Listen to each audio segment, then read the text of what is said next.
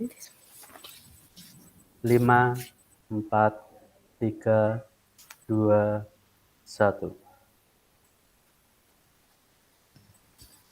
Gundah gulana, pikiran kalut entah kemana. Itulah gambaran perasaan Buya Nurisma Rosidah setelah selesai supervisi pembelajaran oleh kepala sekolahnya. Tak terasa waktu berlalu hingga sudah mendekati PTS atau penilaian tengah semester di depan mata. Namun, muatan mata pelajaran matematika masih banyak yang ingin diajarkan. Demi mempercepat penyampaian muatan pelajaran, Bu Risma mengajar dengan ngebut tanpa ada sentuhan KSE dan terkesan berorientasi pada kepentingan guru, bukan pembelajaran yang berpihak pada murid sesuai ajaran KHD. Sehingga siswa terkesan tegang dan tidak bahagia dalam proses pembelajaran.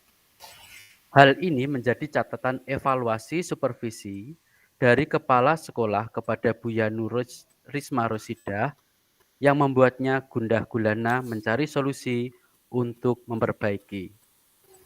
Hingga akhirnya, guru yang akrab disapa Bu Risma ini memutuskan untuk menemui Pak Imam, salah satu sahabat karibnya yang sekaligus rekan sejawat untuk melakukan coaching. Hai Pak Imam, Assalamualaikum. Waalaikumsalam, Bu Risma. Pak, lagi apa nih? Nah, lagi santai saja, Bu. Ini lagi baca-baca buku, mumpung ada pelajaran olahraga untuk anak-anak. Kok tumben Bu Risma? Yang biasanya ceria, kok cemberut aja? Iya Pak, Seperti tidak biasanya, Bu. iya Pak, lagi banyak pikiran ini. Saya sedang ada masalah yang belum ketemu solusinya. Makanya saya mencari Pak Imam. Wah, saya bukan dukun loh, Bu. Kok cari saya? Pak Imam bisa-bisa saja. Sesekali bercanda boleh dong, Bu. Biar Bu Risma bisa senyum lagi. Iya Pak, akhirnya saya senyum. Saya mau cerita nih ke Pak Imam. Apa ada waktu? Bisa lah. Apa sih yang nggak buat sahabatku ini? Terima kasih Pak Imam. Misal kita ngobrol di perpustakaan, bisa Pak Imam? Bisa. Dengan senang hati. Mari ke perpustakaan, Bu. Saya sudah tidak sabar nih dengar cerita dari Bu Risma. Oke, mari Pak.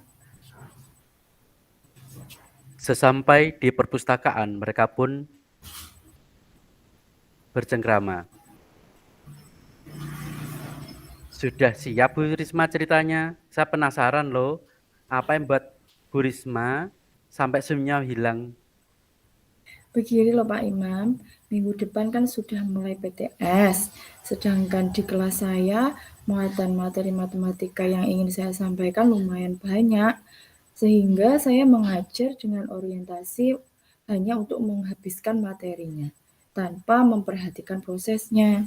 Dalam pembelajaran itu, saya tidak menerapkan mindfulness, tidak ada ice breaking, diferensiasi produknya juga tidak ada.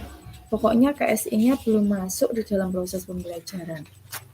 Sehingga pembelajaran berkesan tidak berpihak pada murid alias jauh dari pemikiran KHD.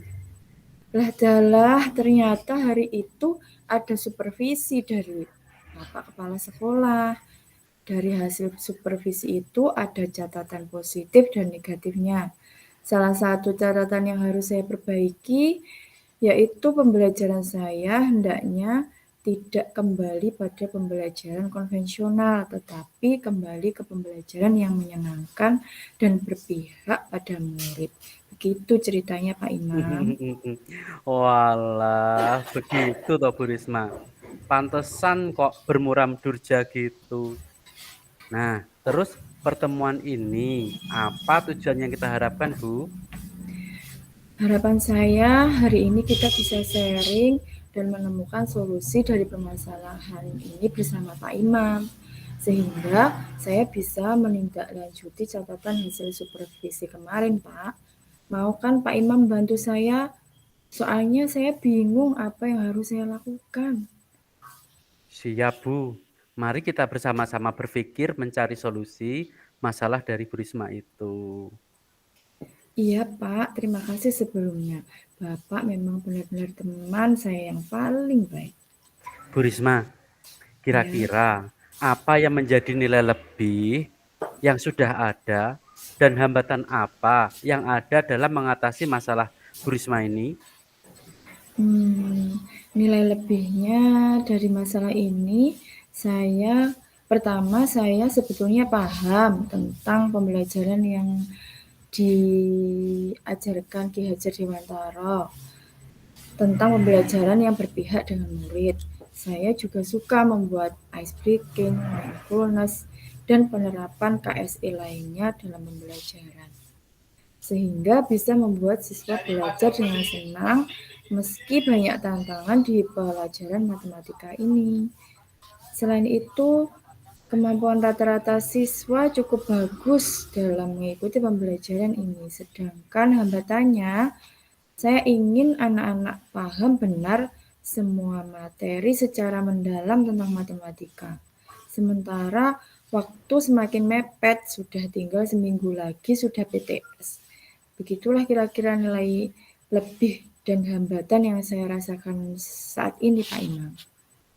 Wah, alhamdulillah loh ya. Banyak nilai-nilai lebih daripada hambatannya, Bu. Saya yakin Bu Risma akan dapat mengatasi masalah ini dengan tepat. Iya ya, Pak. Alhamdulillah. Nah, sekarang kira-kira strategi yang nyaman tapi efektif menurut Bu Risma bagaimana? Bagaimana ya, Pak? Pertama, saya akan memperbaiki RPP, Pak.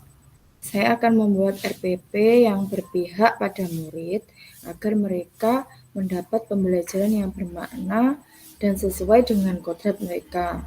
Berikutnya, saya akan menerapkan dalam kelas dan tidak lupa mengevaluasinya.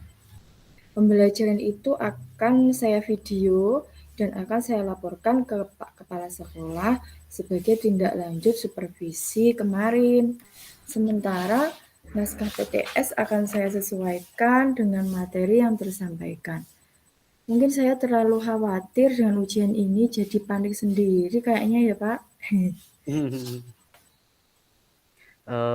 Saya sungguh kagum loh sama Bu Risma. Tanggung jawab terhadap anak. Saya pikir wajar kok Bu kalau kita melakukan kesalahan. Saya juga sering. Nah, kira-kira komitmen Bu Risma terhadap rencana tadi bagaimana, Bu? Saya akan sepulang sekolah nanti akan segera menyiapkan RPP-nya, Pak. Besok saya sudah akan laksanakan rencana saya tadi. Semoga semuanya bisa berjalan dengan baik dan lancar ya. Untuk itu, siapa saja Bu yang terlibat dalam mensukseskan rencana Ibu tadi?